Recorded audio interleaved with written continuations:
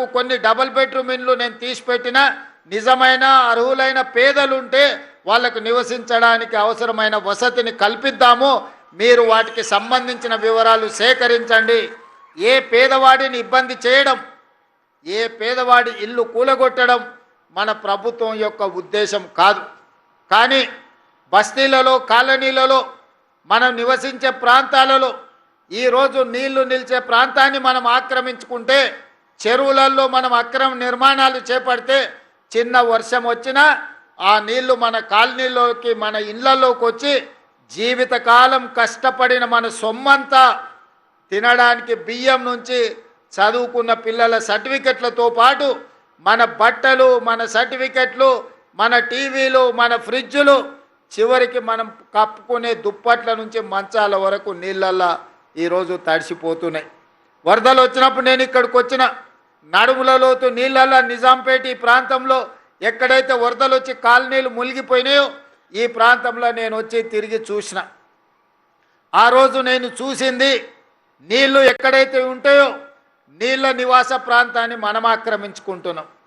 నీళ్లు వెళ్ళడానికి, నీళ్లు నిలవడానికి స్థలం లేకపోవడం వల్ల ఆ నీళ్లు మన ఇళ్లల్లోకి, మన కాలనీల్లోకి, మన వీధుల్లోకి వస్తున్నాయి.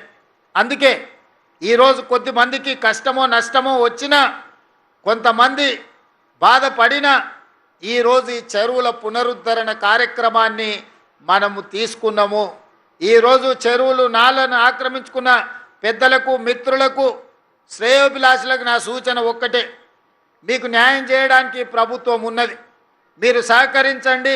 ఇట్లా ఆహ్లాదకరమైన వాతావరణంలో చెరువులను మనం పునరుద్ధరించుకుంటే మన సంస్కృతి, మన హైదరాబాదు ఒక గొప్ప నగరంగా రాణిస్తుంది.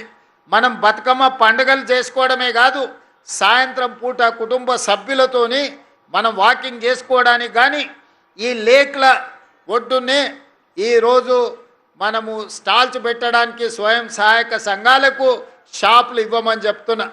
కుటుంబాలు సాయంత్రము ఈ వాకింగ్కి వచ్చిన సమయంలో పాలు కొనుక్కోవాలనుకున్నా, కూరగాయలు కొనుక్కోవాలనుకున్నా, ఇంటికి కావాల్సిన వస్తువులను కొనుక్కోవాలనుకుంటే కూడా ఇక్కడ అందుబాటులో పెట్టండి.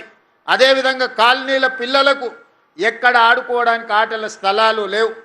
రోడ్ల మీద ఆడుకోవడానికి పోతే యాక్సిడెంట్లలో పిల్లలు మరణిస్తున్నారు.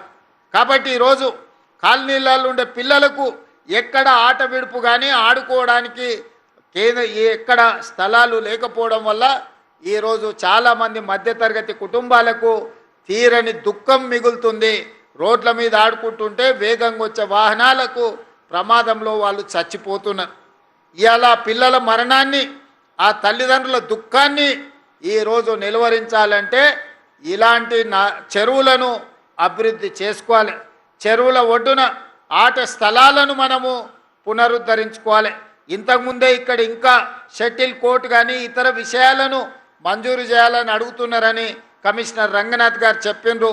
తప్పకుండా దీనికి సంబంధించి నిధులు ఏం కావాలనో మున్సిపల్ కమిషనర్ గారికి సూచన చేస్తున్నా. ఒక్కసారి మొత్తం అంచనా వేసి స్థానికులతో మాట్లాడి మనం చెయ్యగలిగిన పనులు, స్థలం ఉంటే తక్షణమే కొత్త మున్సిపల్ కమిషనర్ గారికి నేను ఆదేశాలు ఇస్తున్నా.